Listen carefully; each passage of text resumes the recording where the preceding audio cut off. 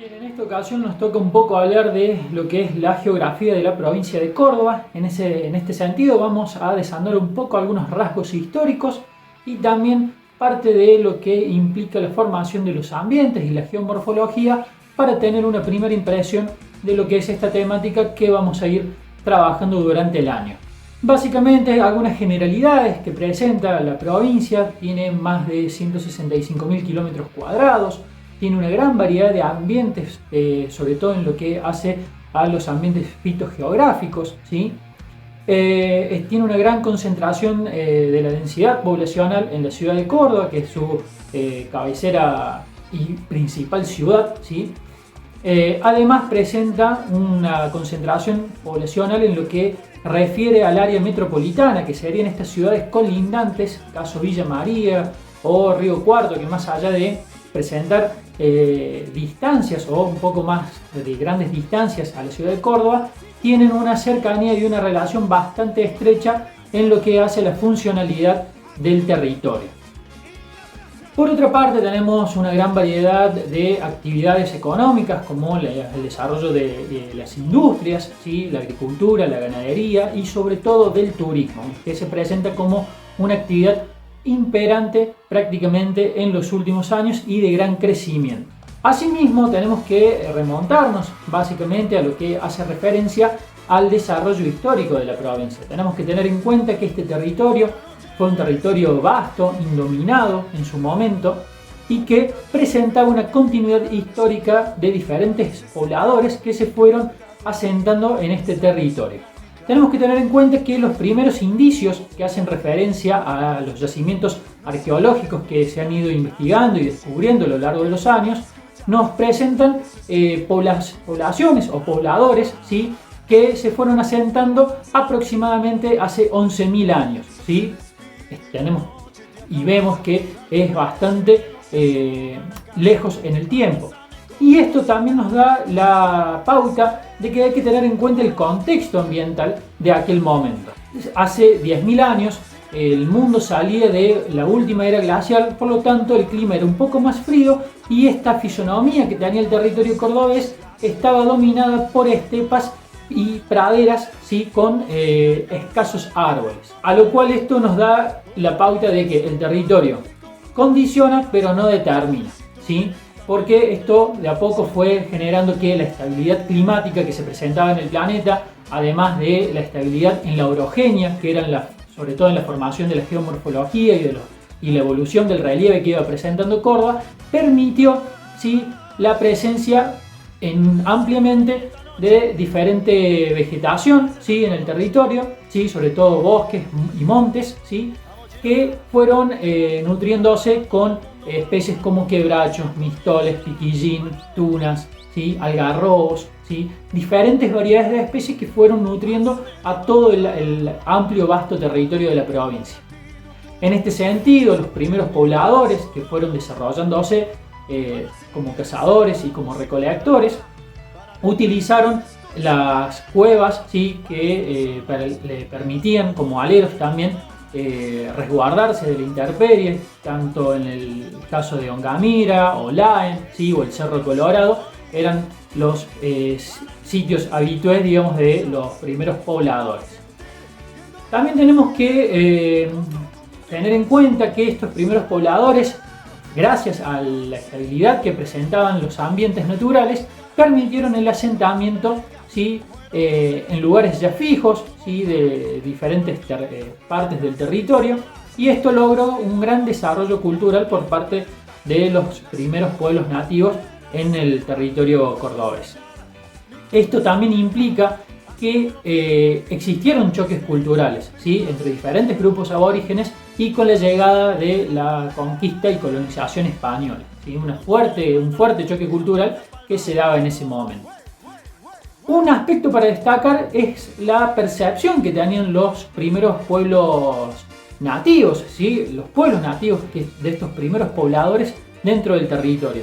No hay un registro de que ellos se identificaran como diaguitas, como sanavirones, como comechingones. En realidad hubo una gran variedad de pueblos, ¿sí?, y de grupos que formaron parte de estos primeros pobladores pero no tenemos registro de que se consideraran así. Más que nada esto es una forma de llamarlos o nominarlos por parte de los conquistadores españoles. Sí tenemos indicios de que hubo algunos encuentros entre diferentes grupos, ¿sí? Pero generalmente eran para establecer dominaciones sobre los territorios, ¿sí? También, esto es importante destacar, que no hay un territorio organizado dentro de la provincia de Córdoba, sino hasta la llegada de los conquistadores españoles. Por lo tanto, no había una división de fronteras ni límites, ni tampoco una división política en este sentido. En lo que refiere a la ubicación y a la localización de la provincia de Córdoba, tenemos que tener en cuenta que es una región central de la Argentina, ¿sí? Entre los 29 grados de latitud y 35 grados de latitud sur, y entre los 61 y 65 grados de longitud oeste. Básicamente se compone de dos regiones geomorfológicas, ¿sí? Una de zona de montañas y otra de grandes llanuras. La primera abarca una zona oriental de la provincia, ¿sí? De sierras pampeanas, que comprende 5 unidades mayores como la Sierra Norte, Sierras Chicas Las Peñas, Sierras Grandes Comechingones, Sierras del Pocho Guazapampa y los valles estructurales. Además tenemos cuencas intermontas sobre el bolsón de las Salinas Grandes y Ambargasta, que comprende una extensa área elongada de norte a sur. Las planicies de la provincia de Córdoba son parte del sector suroccidental de la gran provincia geomorfológica de la llanura Chaco-Pampeana, que a su vez se divide en tres regiones, ¿sí? Como las podemos identificar como morfosedentarias: Chaco, Pampa Norte y Pampa Sur, ¿sí? Finalmente tenemos también, y podemos identificar dentro del territorio, 4 ambientes geomorfológicos mayores, ¿sí? Dentro de lo que sería la llanura cordobesa. Aquí vamos a encontrar a la depresión de la laguna Mar Chiquita, la planicie fluvio-eólica central, la planicie arenosa eólica del sur y los ambientes pedemontanos. Bien, en lo que se refiere a los orígenes de un territorio ordenado y conquistado como fue la provincia de Córdoba, nos tenemos que remontar hacia el año 1573, más específicamente un 6 de julio, cuando Jerónimo Luis de Cabrera, luego de varias expediciones, llega a este territorio y funda la Córdoba de la Nueva Andalucía. En este sentido, el primer trazado de la ciudad que se va a diseñar fue gracias a Gonzalo de Abreu hacia el año 1579. Esta región iba a integrar desde 1543 la antigua región del Tucumán, pasando por diferentes modificaciones. En este sentido, Córdoba iba a quedar bajo el ala de los antiguos virreinatos, ¿sí?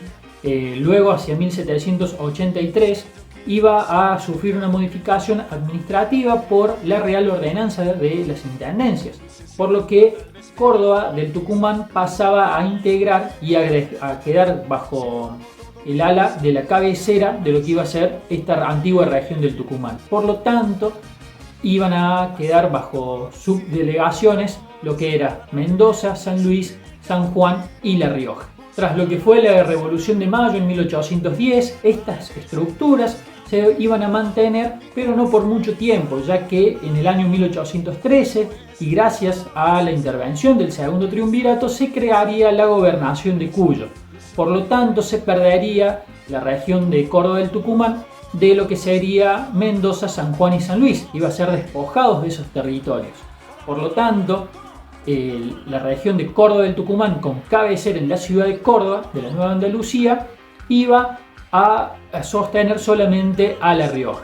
El territorio de la provincia de Córdoba iba a quedar configurado recién hacia el año 1820, cuando La Rioja logra su autonomía y a su vez se produce un rompimiento desde la provincia de Córdoba con el poder central.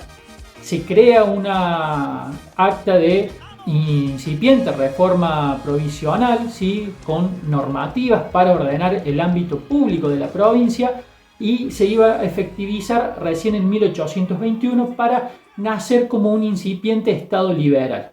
Pero la falta de monopolio por parte del poder sobre el territorio efectivo, logrando una soberanía por parte de la provincia de Córdoba desde sus gobernantes, iba a dificultar esta situación. Por lo tanto, iba a quedar como el resto de las regiones y provincias en aquel momento, con muchas idas y vueltas. Hacia 1853, una constitución congregaba la mayoría de los pobladores del incipiente Estado argentino y Córdoba seguía con rebeldías y grandezas. Luego de los primeros años, donde la nación tuvo muchas idas y vueltas, fue Domingo Faustino Sarmiento quien le brinda un gran impulso a la provincia. Luego de una fuerte crítica, ya que Sarmiento le había criticado fuertemente a Córdoba, que estaba como aislada. Sarmiento decía que Córdoba no sabía que existía otra cosa que fuera Córdoba en ese sentido, y criticaba mucho el tema de los claustros que se desarrollaban en la ciudad y la vida bastante tranquila y amena que reinaba dentro de la ciudad de Córdoba sobre todo. En este sentido, Sarmiento le dio un impulso a través del ferrocarril, la exposición nacional, la creación del observatorio astronómico, la creación de la Academia Nacional de Ciencias, donde hacia 1870 Córdoba empezaba a tener un gran desarrollo. En 1910 fue sinónimo de fiestas y celebraciones por el centenario de la Revolución de Mayo. Hacia 1918 se produciría un gran hecho como la reforma universitaria, ¿sí?, con fuertes altercados entre diferentes grupos sociales. La década de 1940 hacia 1960 fue una nueva fisonomía de tiempos donde había desencuentros y revoluciones, lo que terminaría sobre todo en Córdoba con una gran protesta que trascendería las fronteras de la provincia, como lo fue el Cordobazo. Los años 90 trajeron numerosos cambios en la vida social y en lo económico del país, con lo cual le brindó a Córdoba cierta estabilidad y crecimiento económico de la mano de la exclusión de vastas franjas de la sociedad. En lo que hace a materia de simbología dentro de la provincia de Córdoba, es una de las pocas provincias, ¿sí? Y bueno, también hay que tener en cuenta que va de la mano con el nacimiento de la ciudad de Córdoba, que nace con escudo, porque Jerónimo Luis de Cabrera le asignó a Fernando Torres, ¿sí?, en aquel momento el diseño, ¿sí?, de un escudo de armas para la ciudad. Ese escudo fue teniendo grandes modificaciones y se volvió hasta un uso anárquico dentro de la simbología. No está claro, digamos, la simbología que representa, ¿sí? Eso no ha quedado claro a lo largo de la historiografía cómo se ha ido representando, pero sí se tienen algunos indicios, ¿sí? Pueden las 7 banderas que rodean a lo que es el fuerte de armas, ¿sí?, el castillo que tiene el escudo, puede llegar a representar a las 7 ciudades que habían sido fundadas hasta ese momento, ¿sí?, o 7 victorias militares. Entre esas 7 ciudades se puede nombrar Santiago del Estero, Esteco, Córdoba del Calchaquí, Córdoba de la Nueva Andalucía, Londres, en fin. No hay un criterio consensuado en ese sentido. Además, los ríos que aparecen tampoco están claros si hacen referencia a los ríos de la provincia o es una referencia a su mujer Martel de los Ríos, ¿sí? Y ha quedado como un poco ahí en el aire lo que significa básicamente. Recién en el año 1925, Ramón Cárcano, gobernador de Córdoba, a través de un decreto, le da la oficialización al uso, ¿sí?, ordena el uso en el diseño del escudo, ¿sí? Es hacia 1937 que la legislatura de Córdoba le da la normativa para los usos oficiales en espacios públicos y le da el orden también a la ciudad de Córdoba en la simbología del escudo, quedando el escudo amarillo o dorado, ¿sí?, para la ciudad de Córdoba con la bandera sobresaliente, ¿sí?, además de ordenar que sea el escudo rojo el de la provincia. También cabe destacar que es en 1812 cuando se cambian las banderas, porque el escudo de la provincia de Córdoba nace con las banderas españolas, ¿sí?, y es en 1912 cuando se adopta el diseño utilizado o el diseño propuesto por el general Belgrano en su momento. También es importante destacar que es entre los años 70 del siglo XX cuando el escudo también formó parte de una entidad deportiva como fue el Club Atlético Talleres, cuando se jugaban los partidos oficiales. Finalmente, en lo que hace referencia al diseño o simbología de bandera de la provincia, tenemos hacia el año 1815 una bandera de 3 franjas horizontales que representaban también a la Liga de los Pueblos Libres, a la Unión de los Pueblos Libres, ¿sí? En este sentido, entre 1815 y 1820 se adoptaría la bandera de la Liga Federal para mostrar la simpatía hacia Gervasio de Artigas en su momento. Luego quedaría en desuso, ¿sí? El uso de simbología oficial, no hay un registro detallado de lo mismo, hasta 1986, cuando la legislatura de la provincia adopta un nuevo diseño de bandera, ¿sí? Promulgándolo con un diseño de 3 franjas verticales, similar al que se tiene en la actualidad, pero con un sol de mayo, ¿sí? Siempre los mismos colores, y lo que sería este castillo en referencia al escudo provincial. Pero al año siguiente quedaría vetado por el Poder Ejecutivo, y recién en el año 2010 se adoptaría una bandera oficial en el marco de la conmemoración de los 200 años del Bicentenario, ¿sí? de la patria, y también para conmemorar y honrar un poco la memoria de el primer gobernador de Córdoba, Juan Bautista Bustos, ¿sí? Y bueno, se adoptaría esta bandera trifranja, ¿sí? Con el color rojo que representa el federalismo, el color celeste la unión patriótica, la unión del nacionalismo, y el color blanco que hace referencia a las corrientes inmigratorias.